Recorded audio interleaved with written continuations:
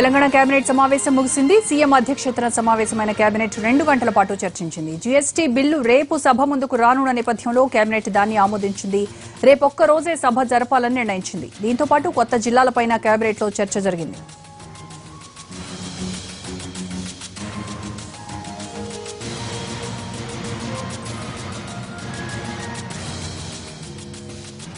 Telangana cabinet సమావేశం ముగిసింది. పూర్తి డీటెయిల్స్ మా ప్రతినిధి సోమగోపాల్ అంటాం. సోమగోపాల్, డీటెయిల్స్ ఏంటి? కొద్దిసేపటి క్రితమే తెలంగాణ కేబినెట్ సమావేశం ముగిసింది. దాదాపు 2 గంటల పాటు సీఎం అధ్యక్షతన కేబినెట్ సమావేశం జరిగింది. ప్రధానంగా జిఎస్టీ బిల్లు అసెంబ్లీలో ఆమోదం పొందాలి, దానిపైనే ప్రధానంగా కేబినెట్ లో చర్చ జరిగింది. అలాగే అసెంబ్లీ సమావేశాల్ని ఒకరోజు మాత్రమే నిర్వహించాలని కేబినెట్ లో చర్చించారు.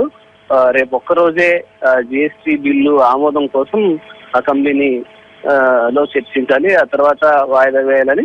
ఒకవేళ ప్రతిపక్షాలు అడిగితే మళ్ళీ కొన్ని రోజులు నిర్వహించాలని అడిగితే ఈ వినాయక చవితి అలాగే సెప్టెంబర్ 17 ఈ 2 ఇష్యూస్ అయిపోయిన తర్వాత అవసరమైతే మళ్ళీ అప్పుడు సమావేశం పరిచి అన్ని సమస్యల మీద చర్చిద్దామని ప్రభుత్వం చెప్పాలని భావిస్తోంది.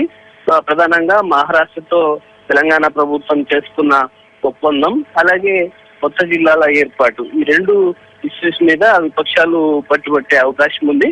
ఇష్యూస్ పైన తర్వాత అంటే ఈ 2 ఘటనలు జరిగిన తర్వాత అప్పుడు మరొకసారి సమావేశపరిచి చర్చిస్తే బాగుంటుందని ప్రభుత్వం చెప్పాలని నిర్ణయం తీసుకుంది. వీటితో పాటు దేవాదాయ శాఖలో పాలక మండలిలోని సభ్యుల సంఖ్యను 14 పెంచాలని ప్రభుత్వం నిర్ణయించింది. దీనికి కేబినెట్ ఆమోదం తెలిపింది. అలాగే ఈ మధ్య పోలీస్ కమిషనరేట్ల విభజన జరిగింది, కొత్త పేర్లను ఖరారు చేశారు, దానికి కూడా కేబినెట్ ఆమోదం తెలిపింది. రోజా. రైట్ సోమగోపాల్.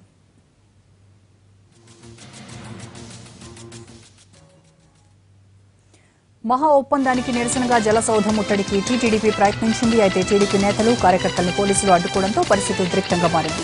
దీంతో నేతల్ని అరెస్ట్ చేశారు పోలీసులు. అంతకుముందు మహా ఒప్పందం వల్ల తెలంగాణ రైతులకు తీరని అన్యాయం జరుగుతుందన్నారు టీటీడీపీ నేతలు. 3 ప్రాజెక్టుల నిర్మాణం వల్ల మహారాష్ట్రకే లాభమని, దాన్ని వెంటనే రద్దు చేసుకోవాలని డిమాండ్ చేశారు.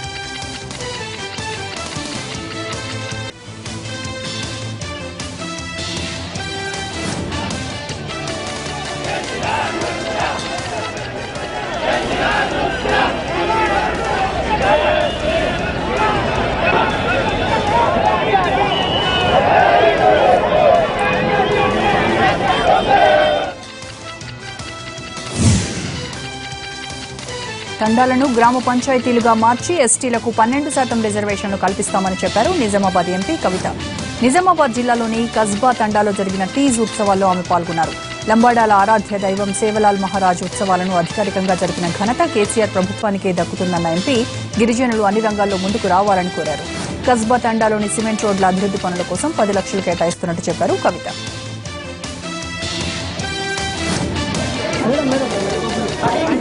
గిరిజనులకు ఆరాధ్య దైవమైనటువంటి సేవాలాల్ గారి పుట్టినరోజు అధికారికంగా చేయాలి ప్రభుత్వం అని చెప్పి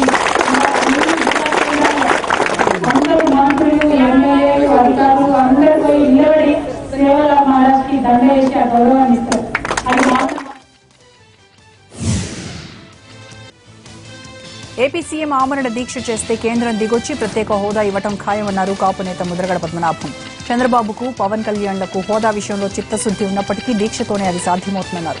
స్పెషల్ స్టేటస్ కోసం జరిగే దీక్షలో తనకు అవకాశం ఇవ్వాలని కోరారు. కాపులకు మరోసారి అన్యాయం జరిగితే ఏం చేయాలని దానిపై దాసరి నారాయణరావుతో చర్చించానన్నారు ముద్రగడ.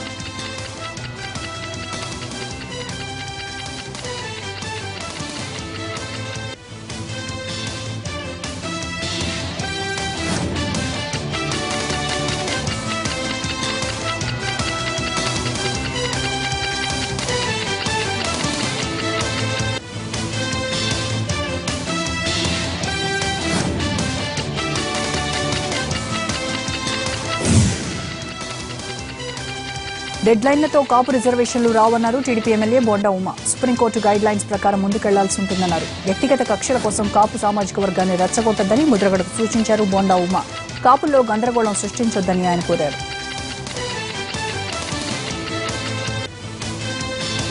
మంత్రులుగా పనిచేసి ఈ కాపు కోటాలో మంత్రులైనటువంటి 10 సంవత్సరాలు అనుభవించిన నాయకుల దగ్గరికి వెళ్ళి వాళ్ళు ఇప్పుడు విశ్రాంతి తీసుకుంటా ఉంటే వాళ్ళతో సమావేశాలు చేస్తూ ఉన్నారు, వాళ్ళు రెచ్చగొడతా ఉన్నారు, ఊర్లు తిరిగి సమావేశాలు పెడతా ఉన్నారు. అన్ని జిల్లాల్లో జేఏసీ మీటింగులు అంటా ఉన్నారు. దేనికి జేఏసీ మీటింగులు? తెలుగుదేశం ప్రభుత్వం కాపుల రిజర్వేషన్కి కట్టుబడి ఉన్నందుక జేఏసీ మీటింగులు? మీ పోరాటం తెలుగుదేశం ప్రభుత్వం మీద కాపులకు 1000 కోట్లు ఇచ్చినందుక? లేదంటే బీసీ కమిషన్ వేసి మంజూరాల కమిషన్ వేసి త్వరితగతిన ఈ రిజర్వేషన్ కంప్లీట్ చేయమని చెప్పినందుక? ఉద్యోగుల విభజన కోసం ఏర్పాటైన కమలనాథన్ కమిటీ గడువును పెంచే ఆలోచనలో కేంద్ర ప్రభుత్వం ఉన్నట్టు తెలుస్తోంది. ఉద్యోగులను ఇంకా విభజించాల్సి ఉండటంతో ఈ నిర్ణయం తీసుకున్నట్టు తెలుస్తోంది. ఇటు ఏపీ సచివాలయంలో సమావేశమైన కమలనాథన్ కమిటీ ఉద్యోగుల పంపకంపై చర్చించింది. డిప్యూటీ కలెక్టర్లు, డీఎస్పీల సీనియారిటీ వ్యవహారంలో ప్రస్తుతం కోర్టు పరిధిలో ఉంది. దీంతో వీలైనంత తొందరగా తీర్పు చెప్పాలని హైకోర్టును కోరాలని తెలుగు రాష్ట్రాలు నిర్ణయించుకున్నట్టు సమాచారం. వైద్య శాఖలోని 2 యూనిట్లలో ఉద్యోగుల వివరాలు సమగ్రంగా లేవు.